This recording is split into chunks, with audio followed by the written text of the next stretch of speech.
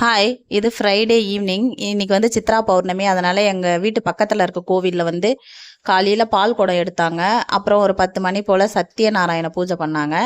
Evening வந்து விளக்கு பூஜை பண்ணுறாங்க. அதுக்கு தான் ரெடி ஆகிட்டு இருக்கேன். காலையில் பால் குடத்துக்கு மட்டும் போக முடியல, ஏன்னா பசங்க வீட்டில் இருந்தாங்களா, டிஃபன்லாம் செய்யணும், அதனால் போல.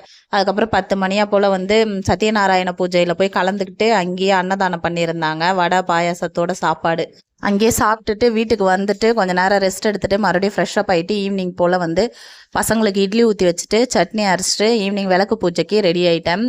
விளக்கு பூஜைக்கு போயிட்டு அங்கே சூப்பராக பசங்கள்லாம் டான்ஸ் ஆடிட்டு இருந்தாங்க. அதை பார்த்துட்டு அதுக்கப்புறம் 6 மணியா போல் விளக்கு பூஜைக்கு ஸ்டார்ட் பண்ணாங்க.